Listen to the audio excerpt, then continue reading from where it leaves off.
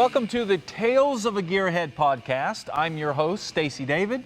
This podcast is brought to you by LMC Truck. Keep them on the road is their slogan, and they supply the parts to help you do that.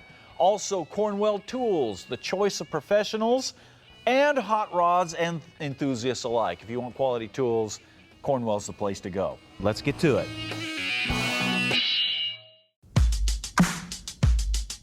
Hey everybody, have you ever wondered what it's like to be part of the car community, the car world? Those of us that are involved in it, sometimes you may not realize how special that really is. Because car people are problem solvers. And when I say car people, I'm talking about anybody that works with their hands, that does something creative, that does something where they fix or build things. It doesn't necessarily have to be a car. It can be, you can do birdhouses or whatever. It's just something where you take that creative ability and you build something. Of course, car guys, we do cars, we do motorcycles, we do trucks, airplanes, boats. If it moves, a lot of times we want to mess with it, but that could also be taking apart, your wife's mixer or something like that too. Well, getting back to what I'm saying, this world is very unique, and if you're not part of it, you really need to get involved in it, and here's why. You guys are probably familiar that recently Nashville was hit with a bunch of tornadoes that devastated not only downtown Nashville, but also parts of Shelbyville, parts of Cookeville, and matter of fact, all through Tennessee. Then a few weeks after that, we're in the middle of the coronavirus funk, as I like to call it. Now, it doesn't matter when you listen to this podcast, if you've come back and listened to it, this is what was going on, and everybody will know where you were during the time that this was happening. Now, when these tornadoes happened, I have some friends up in Wisconsin. Okay, so they're not even local. I have some really good friends up there that do a show on the radio called Wisconsin Hot Rod Radio, and this is Captain Bob and Arlo. And if you guys have listened to this show, these guys are great, man. They've been doing it for years, and they're funny, and they're car guys, and they're just hoots. And they've been a really good group of friends. We've been up there several times doing shows with them. Well, Arlo contacted me, and he says, hey, man, can we do anything to help you guys out with these issues that you've had with these tornadoes and the storms and that kind of thing? And I said, well, sure. So basically, I just got this envelope in the mail today. I'm going to read you the letter that came from Arlo up there, and he says, hey Stacey, members of several car clubs get together every winter to share information about what their summer might look like.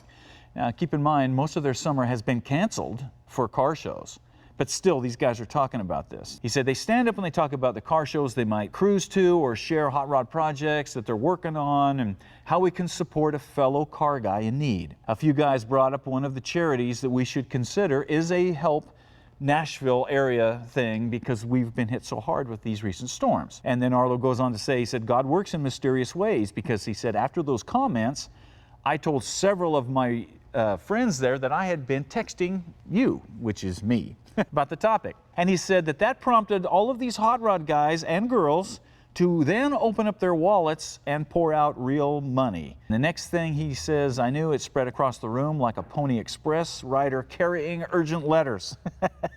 This is Arlo writing this, keep in mind. Then he said they asked that I would accept it on behalf of a Tennessee charity. So they sent this to me, and there is a check here. He says, so Tag, you're it. I just want you to know that all the guys up here really appreciate this. And enclosed is a money order for X amount of dollars. Now I say X amount of dollars because the amount doesn't really matter. The fact that these guys dug into their pockets during the coronavirus, when half of them probably aren't even employed right now, and gave money to help people that have no home, that lost it in a tornado a few weeks ago that have kind of been forgotten, gives you an idea what kind of people the car world is. These are the sort of people that you want to live next to, trust me. Now, I'm looking at the picture, and they sent me a picture. This is the whole group, and I have to say this is the ugliest picture of the best looking group of people I've ever seen in my life. And as I'm looking at this picture, I see all kinds of age groups. There's male, there's female, there's different ethnic groups, that everybody's represented here. I guarantee you that there's Democrats and Republicans in this picture grinning together. Now, if car people can figure out how to do that, you would think that the rest of us can figure out how to do it as well. It's not that hard, folks. It's about working together, and it's about helping your fellow man. That's what it's like to be a car person. If you're listening to this and you're not involved in the car world, you know, if you're just working on your car, your truck, in your garage, that's fine. But man, there is a whole world of people out there that are like-minded like you, that will help you out with your project. They will go the extra mile. They will help you out. And this is the proof of that. I just wanted to give a big shout out to Captain Bob and Arlo and that whole group up there in Milwaukee. You guys are great. Trust me, this is going to make a big difference for somebody. And all I can say is thank you, and I'm proud to be part of the same group you guys are. You know, one question I get asked a lot is, what is a great first project for somebody? And my answer is always the same: an old truck. For several reasons. First of all, they're cheap, they're easier to find. It's okay if you drive them around all beat up. And there's great sources for parts from like LMC. They carry all kinds of stuff. Whether you're doing a custom build, if you're doing an original build, or you're doing a full-on hot rod thing, you can find stuff in their catalog. So getting parts is not that hard. And they really support the truck life, which is, if you've never been into the truck world, as you start to dig into the truck life, you'll see that it's kind of represents Americana. So if you need parts, man, LMC is the place to go.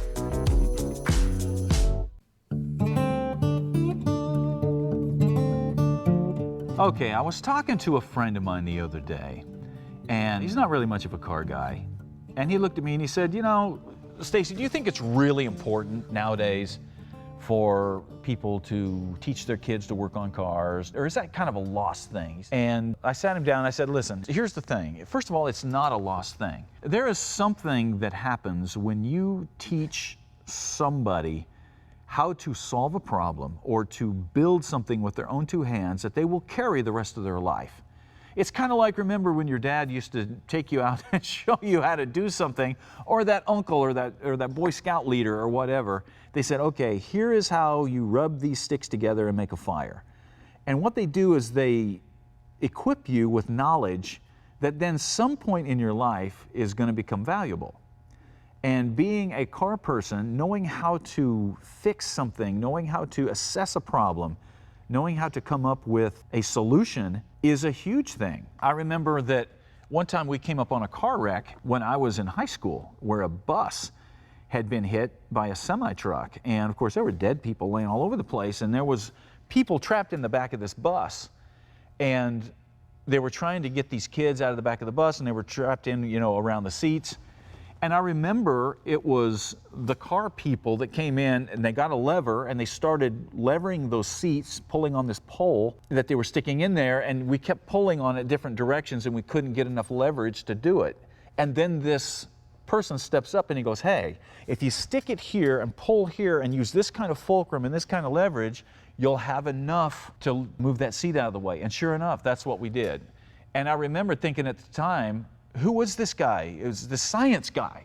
He was just a car guy that understood leverage and physical science. And that is so important that we teach our young people especially how to do this. Now, you might be listening to this and going, well, you know, see, these young kids, they don't know, they're idiots. It's like, no, I'm not talking to the young kids. I'm talking to you old guys out there. I'm talking to you guys that were, you know, growing up in the 70s, 80s, 90s, 2000s. Because there's a lot of young people looking at you right now.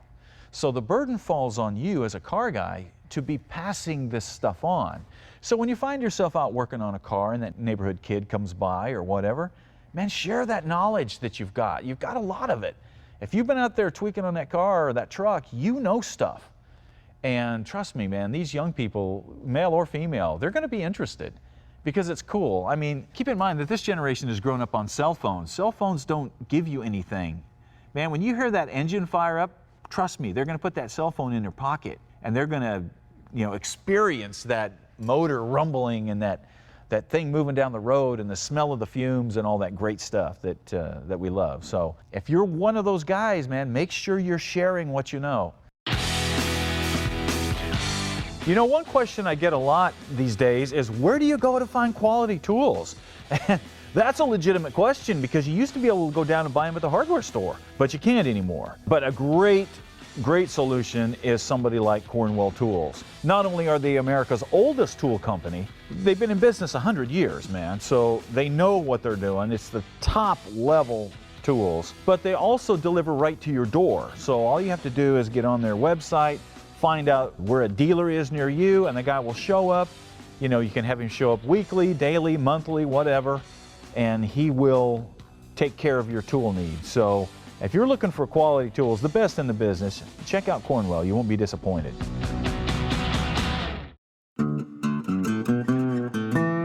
Okay, you guys are gonna love this next story. So many of us will be able to relate to Pete's problem here. And he says, I'm in kind of a pickle and I'm hoping you can help me out, even if it's just with some advice or moral support. Now he says, I've got an 87 Jeep Wrangler that's been sitting in his driveway for 13 years. He bought it for $900, drove it for several years.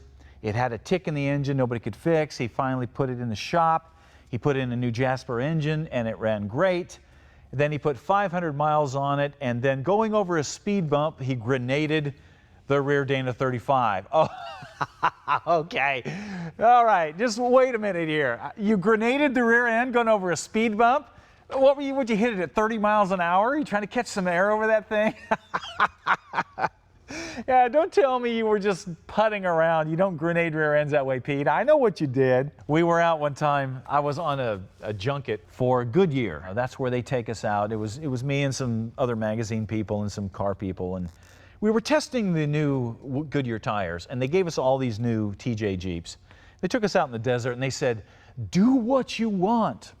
And so we were ripping these Jeeps around, having a good time, and I had two guys from Goodyear tires in the Jeep with me, and a couple other representatives, and I'm driving. Okay, so this can't go wrong in any way. So we get out onto this flat desert area, and the lady from Mopar gets on the radio and she says, everybody stop, we want to get a big takeoff and everybody together, and we just want this big photo op. Okay, so I get on the radio and I said, okay, after that, when we all take off, what do you want us to do? And she was like, oh, we want you to race across the desert. It'll just be great. And there's smoke coming up. I said, okay, that's cool. But has anybody checked the desert in front of us? Is it flat and clear, or are there jumps and dips and things? She says, no, it's completely clear. You guys can do whatever you want. I'm like, okay. Somebody obviously has checked the desert, so we're not going to worry about it. So I've got a buddy of mine, Alan Taylor, who's a magazine guy, and you know, we're flipping crap at each other over the radio. And I'm not about to lose to Alan Taylor. So as soon as she yells go, I got this thing floored, and off across the desert we go. And I'm doing about 50, 60 miles an hour, and I'm out ahead of these guys, and we're all laughing in there, and I see it coming. I see a ditch coming toward me, and I can see, you know, it's kind of hard to see that stuff in the desert, but I see it, and it's like, okay, we're screwed. So immediately I hit the brake and realize that no way. If I hit this thing on the brakes, we're probably going to end over end. So the only thing to do is just lay into it and just hope we can survive this thing. So I hit that ditch at probably 40, 50 miles an hour and launched that Jeep with those guys in there. I don't know how we didn't tear the front axle out from underneath it, but it was this spectacular jump, and it was this crazy thing. We landed, we still had the wheels in there. The guys' eyes were huge in the back. They're like, who the heck are we riding with? It was like, it's just like Pete. It was just a speed bump. Come on, man. So believe me, Pete, I know how to grenade those rear ends. So I know what you were doing over that speed bump, but that's cool. That's what Jeeps are for. All right. Back to Pete's story. He says his problem is he's amassed all of these parts to rebuild this Jeep. He's got new axles, new Dana 44s out of a Wagoneer. He's got everything. He's only missing two things: knowledge and a place to work. And those are pretty important things, Pete. But let me continue on. He goes, this is where it gets really fun that we can all relate to this. He says, you see, a friend of mine and I decided that we're going to build a fab shop in his garage and learn to build Jeeps. And he said it was great. We had everything we needed: welders, plasma cutters, finger brakes, slip roll, drill press, handsaws. This is actually a really cool sounding shop. He said it was great. And then he went and got hooked up with a girl who thought the garage was better used to store other stuff than my project. So this is classic. So the girl came in and messed up your fab shop. Oh gosh, this is killing me, man. Because I've been in this situation. And I've seen it happen many, many other times. He says, okay, so now it gets worse. His buddy sold the house, and Pete had to buy a trailer and get the stuff out of there. And unfortunately, he had to get rid of some stuff like all the tools, the brake, the slip roll, the drill press. But he says, I think I still have the essentials to do the job. He says, the problem is, and this is where we get to his question, I don't have any place but my driveway to work on it, and I don't even know how to start on a project like this. He says, I'm kind of stuck here, but I don't want to give up on this whole thing. He said, I love this Jeep. I want to get her going again. Any help you can give, you know, even advice on how to start a project like this, how to deal with working in the open air, any of that kind of stuff. Okay, Pete. You're not going to want to hear my advice, but if your situation changes when you originally plan out a project, and say you have a budget that you planned on and you have a place to work and your tools, when something significant changes, you have to reevaluate the project. Because if you don't, you're holding on to something that becomes a big burden on you. And you may love it, but that doesn't mean you should keep it. My advice to you is you're in a situation now, you need to get rid of that stuff and start over. Find yourself another Jeep project that's not so deeply involved. Because like you said, you're missing a place to work on it, and you're missing the knowledge to do it too. See, you were just learning, so it kind of messed up your learning curve. You realize that you kind of have been screwed by his girlfriend or whatever. Not literally, obviously, but in the situation. So you need to step back and go, okay, now that things have changed, how do I deal with this so I don't end up resenting my friend or losing a ton of money or whatever? And you might lose some money on this, but your best bet is to just get rid of this stuff, start over with a project that's actually going to fit, you know, your skill level and what your budget is. And that's what we talk about a lot with the new restoration series. You know, in the levels of project. Basically, what you've got here, you're looking to do in a level 5. A level 5 is a full custom build, frame-off custom build, where you're not only taking the body off the frame, you're talking about putting in custom axles, you know, so there is know-how there. For a frame-off, you need at least 3 bays of working space. At least 3.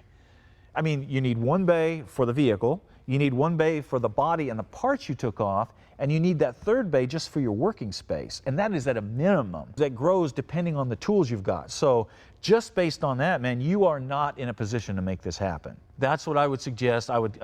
Basically, you're cutting your losses. You will feel such a burden come off your back. And it's not like you're giving up on it or you've been conquered or beaten by it. You can't look at it that way. Yeah, your situation has changed.